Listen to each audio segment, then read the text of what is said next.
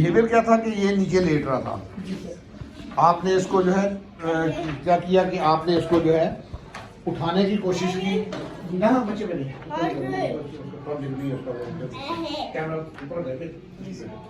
Behaviour क्या था कि वो नीचे लेट रहा था।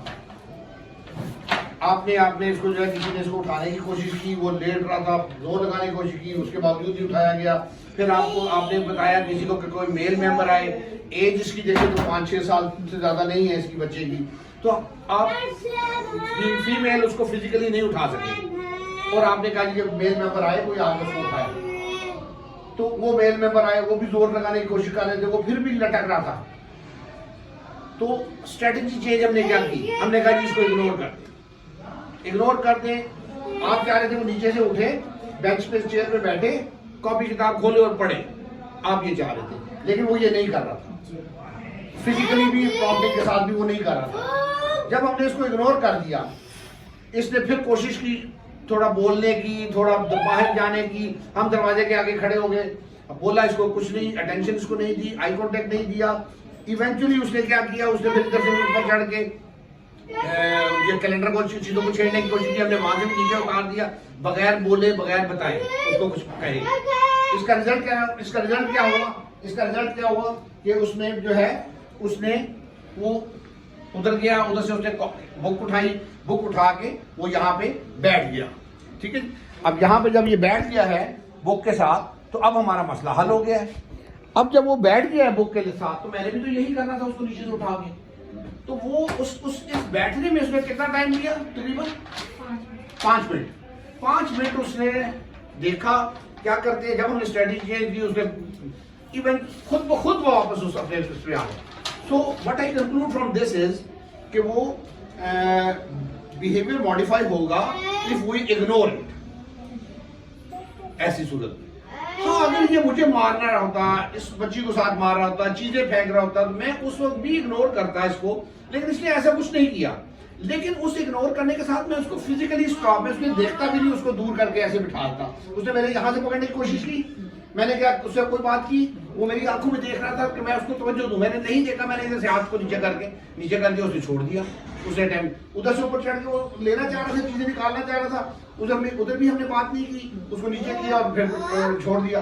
तो वो अटेंशन नहीं दी, लेकिन ऑड या ऐसा काम जो उसके लिए, मेरे लिए या मटेरियल के लिए नुकसानदेह था, मैंने उसको रोक दिया फिजिकली।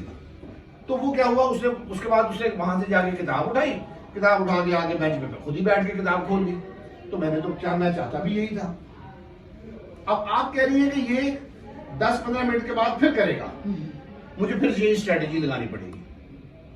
जब मैं यही स्ट्रेटेजी दोबारा लगाऊंगा, तो आहिस्ता आहिस्ता क्या होगा कि ये जो 10 मिनट बाद करने वाला टाइम है, ये बढ़ना शुरू हो जाएगा। ये 20 मिनट बाद करेगा, या दिन में 3 दफा अगर पहले करता तो हो सकता है 2 दफा करे और फिर 1 दफा करे। ये इस तरह से ग्रेजुअली मॉडिफाई होगा। मैं एक दफा की ड्रिल के ऊपर इतना चेंज नहीं होगा, उसकी सिटिंग टॉलरेंस उतनी नहीं है, उसकी हाइपरएक्टिविटी ज्यादा है, ईएसडी फीचर्स, उसके रेपिटेटिवनेस उसकी स्ट्रांग है, हमें पता है। So give you time, but don't compromise on this strategies. Strategy आपकी क्या होनी चाहिए बिहेवियर को मॉडिफाई करने के लिए, वो उसकी तरफ सोचिए। जबरदस्ती उसको मत लेके आए कि जी बैठो, मैं कह रही हूं तो बैठेंगे तुमने, नो। वो विलिंगनेस नहीं होगी, वो आपके उठाने करने पे अनविलिंग के अंदर जाके बैठ जाएगा, तो लर्निंग नहीं होगी। तो इसको समझना जरूरी है। अब आप कह रही हैं कि हम यहाँ पे करें, घर पे ना करें। घर पे कोई टेंशन मिलती है ना बच्चे को, ठीक है, हम पेरेंट्स तो इग्नोर नहीं करते ना, ठीक है, तो दूसरे दिन में बहुत ज्यादा भी होगा इसका बिल्कुल होगा। अब उसमें क्या होगा, 2 काम हो सकते हैं। एक तो फ्लक्चुएशन आएगी उसके बिहेवियर में। फ्लक्चुएशन क्या आएगी कि कभी वो मानेगा, कभी नहीं मानेगा, कभी वो गुड बिहेवियर शो करेगा डिजायर्ड, कभी वो अनडिजायर्ड शो करेगा, फ्लक्चुएशन। दूसरा उसमें क्या आएगा, दूसरा उसमें एनवायरमेंटल बिहेवियर्स आ जाते हैं। एनवायरमेंटल बिहेवियर्स क्या है कि वो बच्चा लर्न कर लेता है कि इस माहौल में, इस इंडिविजुअल के साथ मैंने ऐसा बिहेव करना है, और उस एनवायरमेंट में उस इंडिविजुअल के साथ मैंने ऐसा बिहेव करना है। अब वो एनवायरमेंटल बिहेवियर्स में रेपिटेटिवनेस की वजह से पैटर्न स्ट्रांग हो जाएंगे। हम कहेंगे फॉर एग्जांपल ऐसा होता है कि यहाँ पे अच्छा बिहेव कर रहे हो, घर में अच्छा नहीं कर रहा, तो पेरेंट्स कहेंगे कि घर में बिल्कुल नहीं अच्छा कर रहा, हम कहेंगे अच्छा कर रहा है। अब वो कहेंगे घर में ये ऐसे करते हैं, ऐसे करते हैं। Now we have an group parents का एक सिस्टम है हमारा, जिसमें हम पेरेंट्स को बुलाते हैं, उनसे डिस्कस करते हैं, उनको गाइड करते हैं, यहाँ की डिमॉन्स्ट्रेशंस देते हैं ताकि वो उसको फॉलो करें। अब they need to do it over there. Behaviour हमेशा in person and in relation to the individual vary करेगा, इसमें कोई डाउट नहीं है। अब उन पेरेंट्स को समझ नहीं है तो हमने समझाना है, उनको एविडेंस के साथ समझाना है कि ये देखिए ये ऐसा होता और ये ऐसा हो गया है। वो एविडेंस क्या है? वो ये है, जो थोड़ी देर पहले इधर नीचे लेटा था, विलिंग नहीं था बैठने के लिए, अब वो बैठा है अपना किताब लेके आराम से दूसरे बच्चों के साथ। This is the evidence.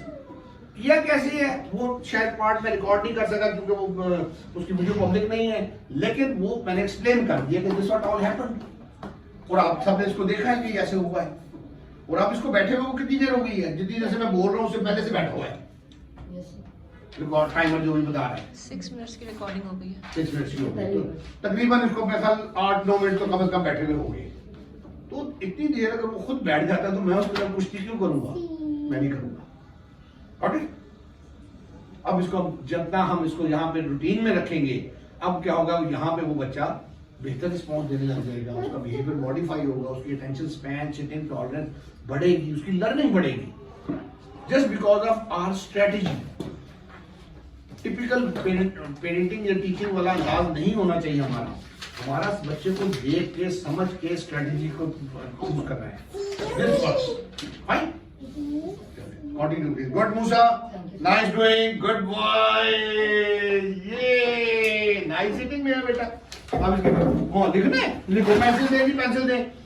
Face ना आए,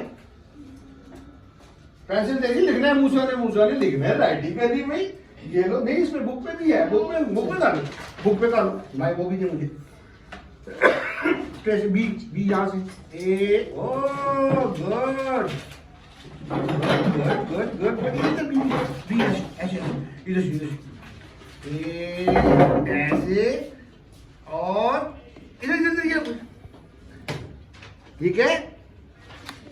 बी नाइस। इस पे भी काट दो, इस पे भी काट दो मेरा बेटा। इधर इधर इधर इधर काट दो, ये लो काट दो, इस पे भी काट दो, इधर से ए गुड बॉय। इस पे भी काट दो मेरा बेटा, इस पे भी काट दो। वन नाइस डूइंग मूसा, नाइस मेरा बेटा, good, lovely sun.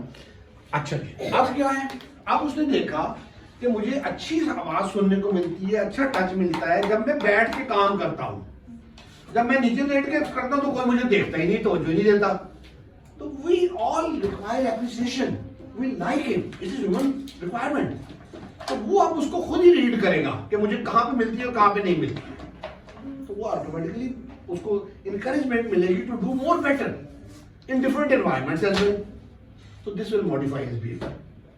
Fine? Thank you very much.